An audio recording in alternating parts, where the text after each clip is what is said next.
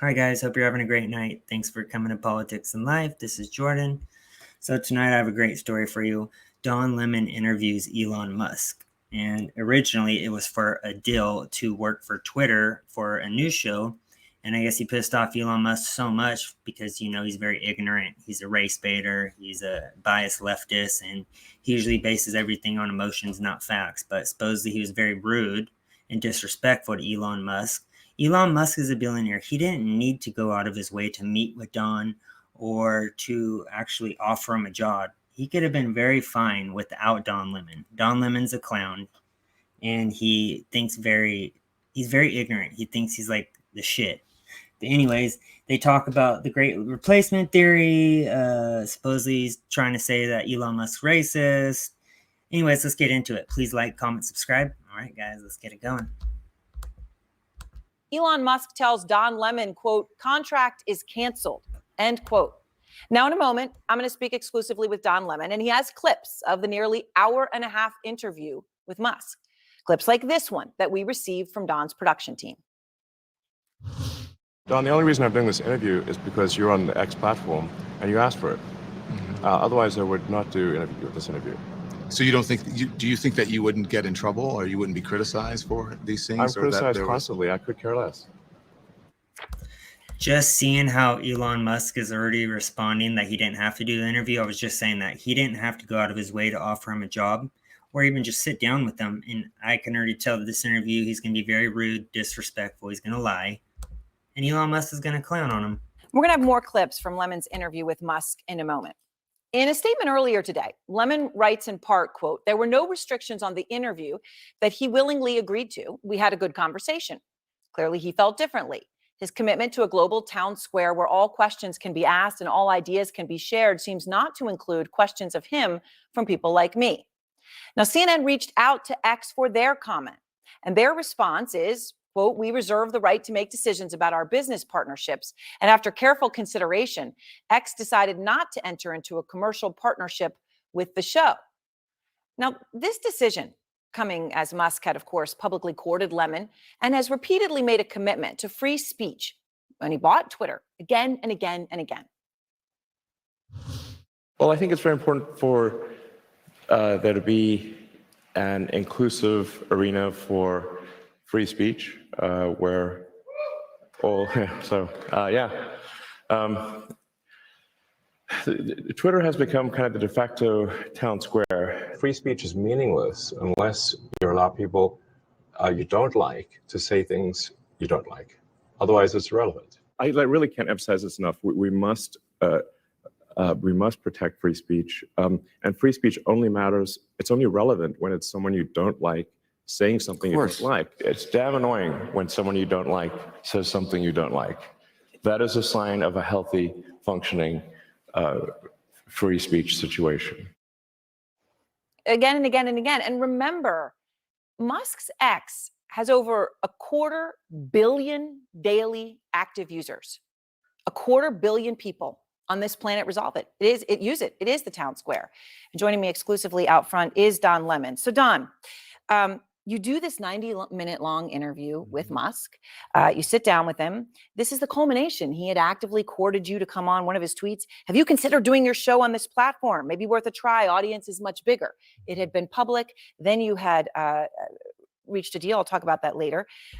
Then he texts. Let me say real quick before they start the interview. So with Chris Cuomo, even though he's a jackass, he's at least able to come to realization and admit when he was wrong. I mean, there's some things he hasn't that he should admit that he was wrong. But when it comes to, let's vote, he's voting for Trump now openly. He's admitted that it was better under Trump and that things have gotten really bad.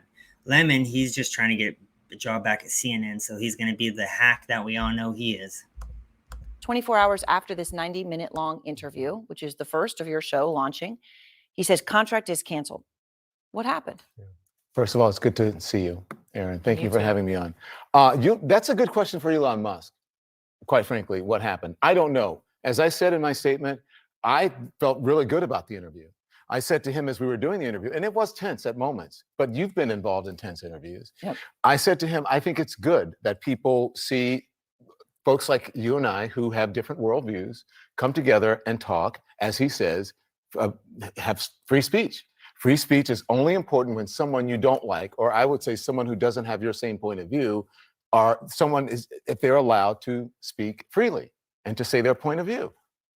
Apparently that doesn't matter to Elon Musk. It's just for maybe talking points for him or rhetoric, because it doesn't seem to matter when it's about him, questions about him from people like me. All right. So when you said that, I wanted to play some of the clips because some of them are No, but illuminating. it's how he asked the questions. It's almost like he sets you up for like a gotcha moment, and the way he says it is just very ignorant, or almost like he's accusing you of being something without letting you respond or say, no, that isn't how I am. He's just going in saying that's how you are. How do you got to respond to that? He's a fake journalist. These are clips that you shared with us. This is a part of the conversation with Musk where you ask him about hate speech. Here it is. Hate speech on the platform is up. Do you believe that X and you have some responsibility to moderate hate speech on the platform? That you wouldn't have to answer these questions from reporters about the Great Replacement Theory as it relates to Democrats? I don't have to answer these questions. The Great Replacement Theory as it relates to Jewish people. Do you think that? I don't have to answer questions from reporters. Don, the only reason I'm doing this interview is because you're on the X platform and you asked for it. Otherwise, I would not do this interview. So you don't think? Do you think that you wouldn't get in trouble or you wouldn't be criticized for these things? I'm or criticized that constantly. I could care less. So let's get through that real quick. So he wants to say there's hate speech on Twitter and he should be calling it out, or I don't know, get in trouble for it. It seems like he's saying. But if you recall, during the BLM riots, he was actually defending the riots when they were attacking cops, burning businesses down, and saying, where does it say riots or rallies are supposed to be peaceful? They were actually defending the riots and the people attacking cops and attacking businesses. So he has no credibility when it comes to hateful content. Illuminating in so many ways. All right, I have two things I want to ask you about that, Don. First, the Great Replacement Theory. Right. As you bring it up, he has. Sorry, last thing. That's what the second part I was going to make. Sorry about that. We can see they're opening the borders right now, and they're flooding our borders with illegals. We don't know if these are rapists, pedophiles, killers, gangsters, thugs. We don't know, but what we do know is I'm posting daily stories about them killing Americans. So it's happening, regardless if you want to accept it or not. So the Great Replacement Theory is what they'll call white supremacy, right-wing theory. It's where they flood our country with illegals and they pretty much replace the civilians. And as you know, all these illegals will vote Democrats, since the Democrats are the ones that sign up for all this free shit that they give with our taxpayer money. That's what the Great Replacement Theory is. It's really not that complicated. Tweeted a tweet he shared: increasing illegals boosts Dem voting power, causing them to recruit more. If Dems win President, House, and Senate, they'll grant citizenship to all illegals, and America will become a permanent one-party deep socialist state. Right? He has gone there directly. How much does he stand by these ideas? Well, he didn't quite seem to understand that he did. Originally, he did that with Jewish people, sort of a Great Replacement Theory thing that he did with Jewish people, and he got in trouble and he had to go to Auschwitz and answer questions and apologize and go with Ben Shapiro.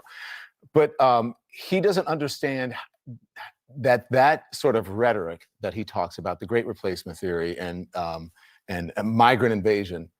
That's what radicalized shooters use in their manifestos. Those exact words. The people who go and shoot up people, whether they be Latino people who live in Texas, or Black people who are in a supermarket in Buffalo, or Jewish people who are worshiping, those people use the same rhetoric, that they are tropes, that they're either racist for... That makes no sense. That makes no sense. What does the Great Replacement Theory have to do with racism? This is what I'm talking about. This is your ideal leftist media.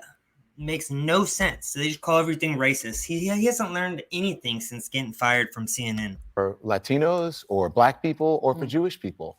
And I wanted to know if he felt any responsibility as someone who has one of the largest social media and information platforms in the world. 250 million people. A 250 million people. I think it's 455 or 500 million users a week. And it doesn't seem that he feels that he has any responsibility with that, because he seemed really averse to facts. Here's another clip. You talked about ketamine in this particular instance, something that he has discussed before. Here he is.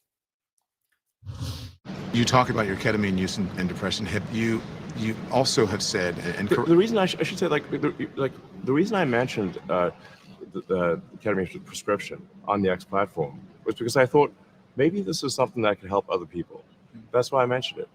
Obviously, I'm not a doctor, but I would say if someone has depression issues, they should consider talking to their doctor about ketamine instead of SSRIs. Very civil conversation, but that is where it got very personal. Well, it got personal, but I didn't put that out there. He has spoken very freely about his use of, those are prescription drugs, but about his use of ketamine. I would not have brought it up if it was on X, he posted it. He posted it. Yeah. And so I would not have brought it up because that's someone's personal information. So I asked him about it. Also, it's no secret.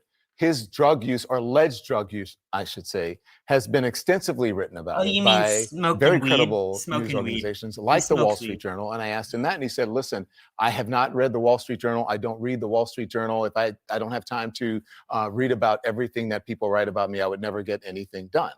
But also, we remember on Joe Rogan, he took a puff of marijuana, right? And he said it was just a joke and I only took one puff.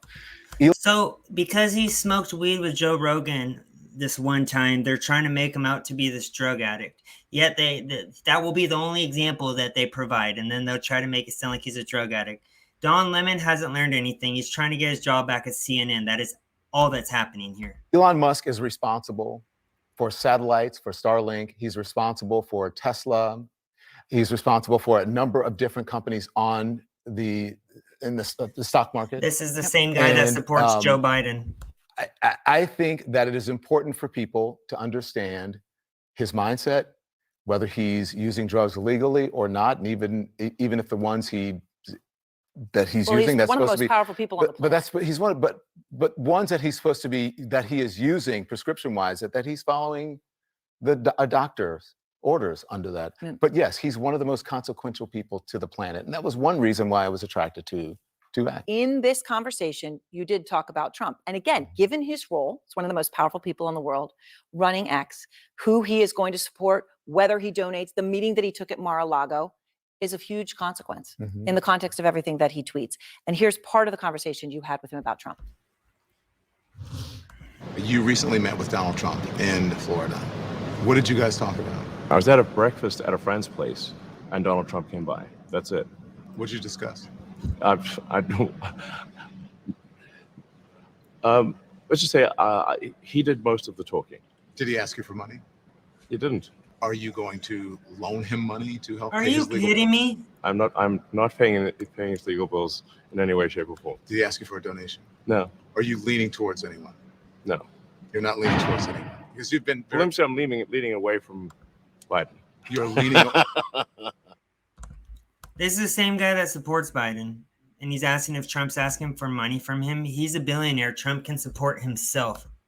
The trademark laugh there, which, by the way, in the context of the contract is canceled 24 hours after that interview, it just shows there was a lot of back and forth and give and take.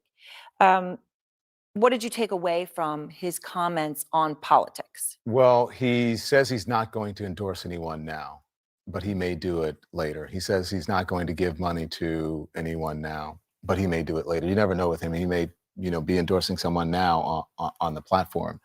But, what's interesting to me in all of that and all these questions that, about what people are asking me, what I asked Elon, what happened, what did I do? Yep. During the course of that interview, I never raised my voice. I told him, I think this is important for people to hear, especially considering how the type of discourse that we're having in the country right now. And he supposedly says this is a public square for all. Maybe we're learning that a public square should not be privately owned by someone who doesn't think that there should be any moderation on that platform. But you know what? They only want moderation when it fits their narrative. They never said anything about complaining about banning speech or not being able to say certain things until he took over. And they're still doing the same thing on Facebook, still on the same thing on YouTube. So he's just hypocrisy. He only calls it out because Elon Musk is allowing free speech and they're being exposed. Their agenda is being exposed. And that's it. Nothing more. So it was interesting because at the end, I could tell that he was upset. He was uncomfortable. It was tense. And I said, listen, I'm not trying to make you uncomfortable. As a matter of fact, I would go and have a beer and hash these things out. You and I do not disagree. You and I do not agree on much. Yeah. But I will fight for your right to be able to say what you want to say. That's what freedom of speech means to me.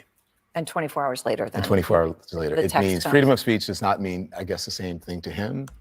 All right, guys, that's it. So real quick, my thoughts to wrap it up. One, he didn't say you couldn't talk on the platform. He just said he's not going to hire you and pay you to do the job. He can be entitled to not want to hire you and pay you if he doesn't want. Two, you were attacking him. You weren't doing real journalism. You could have asked him a lot better question. You have the most brilliant, richest man in the world in front of you, and you're asking him if he's a drug addict pretty much, and then calling him a racist, and then asking, is Trump asking you for donations? That interview was a waste of time, and it showed your bias. Please like, comment, subscribe. Have a good night.